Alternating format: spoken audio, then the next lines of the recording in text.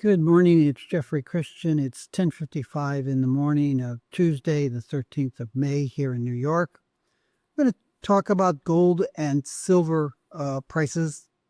And we've seen a tremendous amount of volatility over the last few days, and tell you what our outlook is again for the next several months. The markets seem to be doing what we thought that they would be doing. I'll also talk a little bit about inflation. The U.S. Consumer Price Index data came out this morning. Pretty much steady as she goes, but we'll go through that. First, I want to talk about Don Mackay-Coghill. Don passed away last week. I first met Don when he was the CEO of Intergold, and Intergold was the predecessor of the World Gold Council. The Chamber of Mines of South Africa had a marketing arm called Intergold, which Don led, and it worked with the South African Mint to create the Krugerrand, pretty much under Don's guidance. And Don was, in many ways, he was the father of the Krugerrand, at least the international marketing of the Krugerrand, as people around the world progressively were able to or are legally allowed to own physical gold. And the Krugerrand was the coin that you turned to for many years, starting around 1973. I met Don when he was the CEO of the Intergold, moving the Krugerrand. In the mid-'80s, during the political violence in South Africa, Don moved over to Perth, Australia, and he worked with the Perth Mint to create Goldcorp Australia as a part of the Perth Mint, and to roll out first gold coins. The initial gold bullion coins were the nuggets. They changed them later, but the gold coins and then platinum and silver coins too. And I had the pleasure of working with Don when he was at Intergold and when he was at the Perth Mint. There were times and issues that we disagreed upon. I didn't like the Perth Mint certificate programs that his administration at Goldcorp Australia created, but we worked with them on the creation of the gold coins, the silver coins, the platinum coins, and a variety of other projects that we thought were very suitable. In the 52 years since 1973, there's been about 283 million ounces of gold coins, mostly bullion coins, but some commemoratives, that have been minted, created, and sold. Of those 283, 66 million came from the South African Mint / Intergold when it was operative, and about 14 million ounces came from the Perth Mint Goldcorp Australia. So about 80 million ounces of that 283 million ounces, you could say, came from Don Mackay-Coghill's work. A brilliant guy, really smart, really had a vision of what the gold market could be for individual investors, and made it happen. He was in many ways the father of gold bullion coins. And he retired many years ago, but an excellent fellow and sorely missed in the gold market. So turning to inflation, we saw a decline in inflation in March, which basically reflected some changes in the market, the prices of energy and other factors, but also a pullback of consumption from a lot of people because of economic uncertainties in the march up to the tariffs.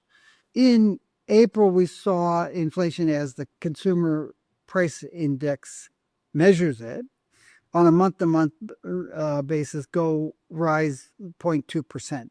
So that was very similar to what we had seen in February.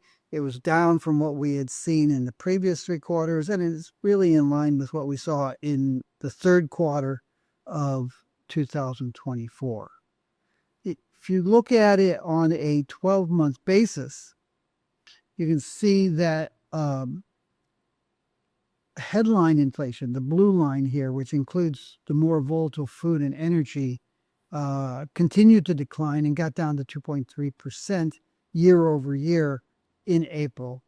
The all items excluding food and energy was unchanged at 2.8. If you look at the components, gasoline and heating oil fell sharply, like 11% and 9% respectively. Natural gas was up about 15%. And those were the biggest changes in the overall index. Excluding food and energy, services were up sharply for shelter, for transportation, and for medical care. Not 11% or 15%, but 3 or 4 or 5%. Non-food goods were roughly flat at 0.1% increase. We probably can't see this, but you might be able to pause it and expand it. That gives you the indications of what we're seeing on inflation. Now, gold and silver and platinum and palladium and copper and the stock market and the bond market and the currencies markets have all been extremely volatile really since April. They have been rising. You can see here, gold started the year $2,662, and it rose steadily through the first quarter, January, February, March. A little bit of a pullback at the end of February, but basically steadily rising up to a peak of 3,200 in early April. When the Trump administration announced its plans to have punitive tariffs on many countries around the world on April 2nd, the gold price, along with other financial assets, fell sharply. It fell down to just below $3,000. It rose almost even more quickly back over 3,200 as financial markets realized the negative economic consequences of the trade war and tariffs that Mr. Trump was proposing to do. You had a tremendous amount of uncertainty because what he said he was going to do changed from day to day. He added tariffs here, he took tariffs off there, etc., etc.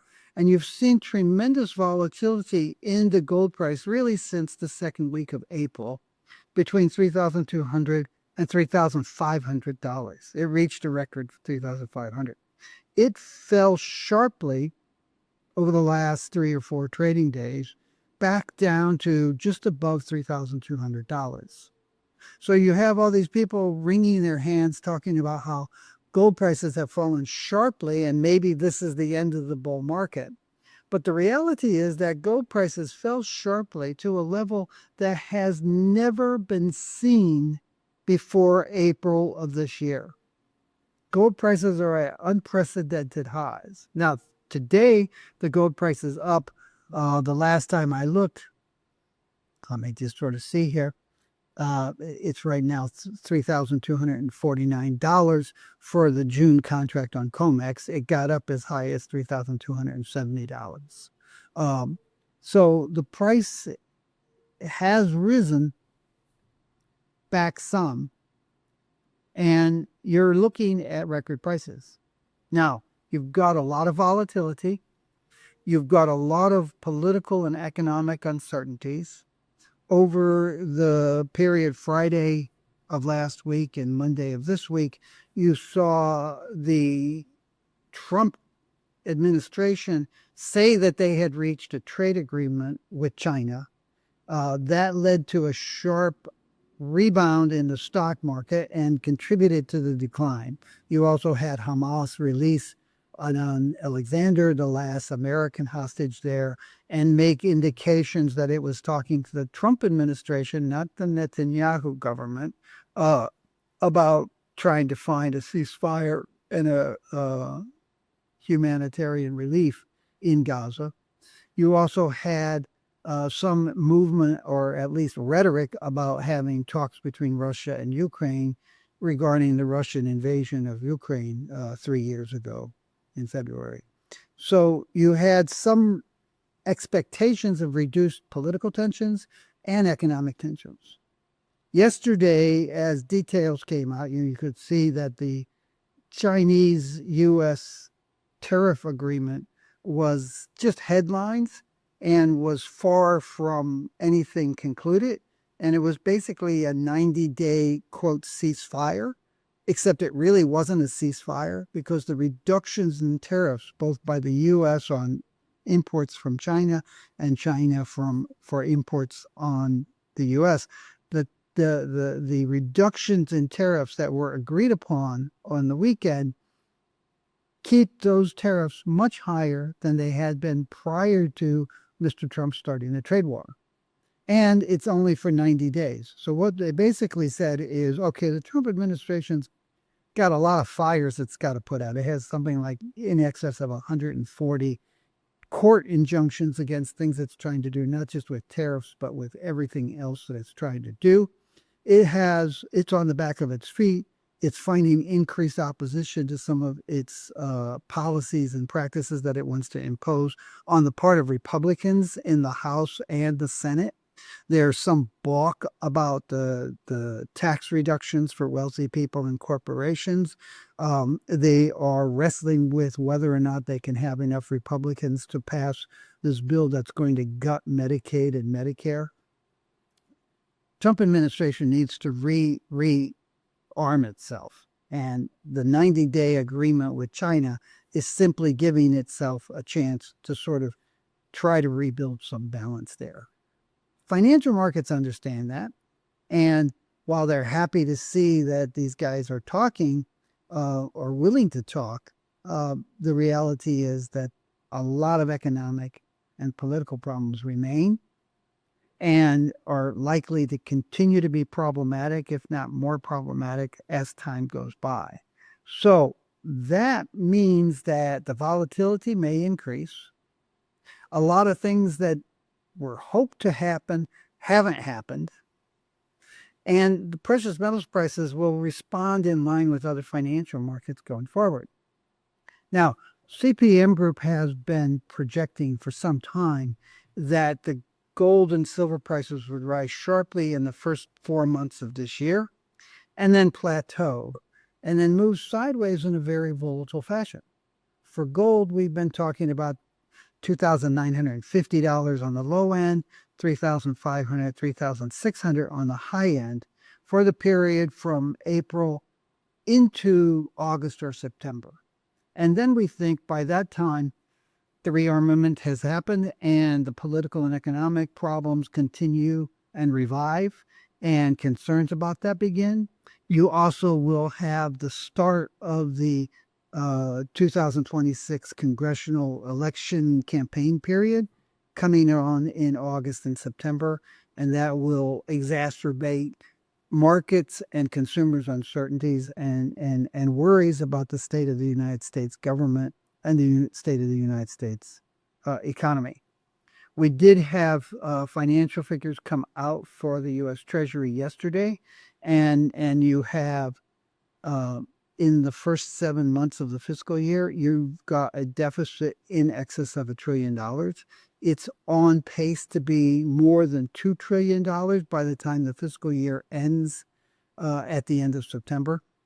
Very problematic, and the potential for substantive improvements is very low. So we think that we are in fact entering that sell in May and go away stock market period. We're not advising our clients to sell their gold and silver. We have been advising them to buy puts to protect themselves, but to stay long physical gold and silver. Our expectation is that, as I said, the gold price will probably move sideways in a pretty volatile fashion for the next several months, but then start rising in the last 3 or 4 months of this year into 2026. Now, if you see the gold price fall below $3,200, you'll have a lot of hand-wringing by gold bulls. If you see the price fall back to $2,950, you'll see a lot of, oh my God, is this the end of the bull market that started in 2019, second half of 2019? It's not. It's going back to the price last seen at the beginning of April. And it's in that period of the second and third quarters where you often see some price weakness in the gold market on a seasonal basis, because investors tend to pull back and buy less gold and silver during those months. And fabricators also pull back. And other people know that, and so they walk away. But it's kind of unfolding the way we expected. A quiet period in the second and third quarters, followed by renewed increases toward the end of the year. All of that is contingent upon what politicians do in the United States, China, Russia, and elsewhere. There's a lot of uncertainty. There's a lot of risks to that kind of scenario, and we have to sort of see how things go. By and large, we're still bullish on gold and silver, and will continue to be until we see that economic and political environment shift. Silver prices also rose January, February, March. They fell very sharply in April down to $27.50. They came back and they've been trading above $32 since that time. They're testing $33. I think they got as high as $33.40 some odd cents this morning. Our expectation continues to be, that the prices will move sideways in a volatile fashion for the next 5 months or so, and then start rising and probably reach record levels in 2026. Again, very much contingent upon what politicians do. Platinum and palladium, we continue to advise investors to stay away from. We think that the prices will move sideways. We do not see this as necessarily a long-term buying opportunity. Short-term, ultra-short-term trading-oriented investors can play in this range, but we've seen a very steady range between $900 and $1,050 for platinum. And we think that prices will continue to trade within that range until we see a fundamental change. There are pressures on South African production. There's questions about what will happen with Russian production and exports going forward. And then the auto industry, which consumes more than half of the platinum used in fabricated products, I believe, continues to be under pressure, and probably will continue to be under pressure. Very similar outlook and fundamental position for palladium. We are advising longer-term investors to be cautious. We don't necessarily see the potential for the palladium price to rise much sharply. In a couple of weeks, we will be releasing our silver yearbook on May 27th. There will be an online briefing, market outlook discussion, question and answer period, and pointing out the highlights of that report. That report, which has been produced in various forms since the early 70s, starting with Jay Aaron's Silver Review and Outlook, and then Goldman Sachs's reports when we were part of Goldman from 1982 through 1986. Actually, we continue to produce reports as outsourced commodities research operation until 1989 for Goldman Sachs. But in the meantime, in 1986, when we started CPM Group, we also started a series of silver surveys, as well as gold and platinum group metal surveys. And so from a CPM Group perspective, these things started in 1986. But if you include their predecessors, you can go back to the early 70s, maybe even the late 60s. We'll be talking at the New York chapter of the Society of Mining Engineers Current Trends in Mine Finance conference next week. And then we'll be talking at Murdoch Capital Partners Precious and Critical Minerals Conference later next week, and with the Astrologer Fund in June 11th. You may go to our website. You can buy the gold yearbook, which came out in March. You can pre-order the silver yearbook that comes out in 2 weeks, or pre-order the platinum group yearbook, which will come out in late July. You can subscribe to the Precious Metals Advisory monthly report. You can read about other research and consulting services that CPM Group provides. And you can send us an email at info@cpmgroup.com about how you might use our services, research and consulting services. That's all I have for now. Take care of yourself. Take care of those around you. Try to do something good for the world, and we'll talk to you on Friday.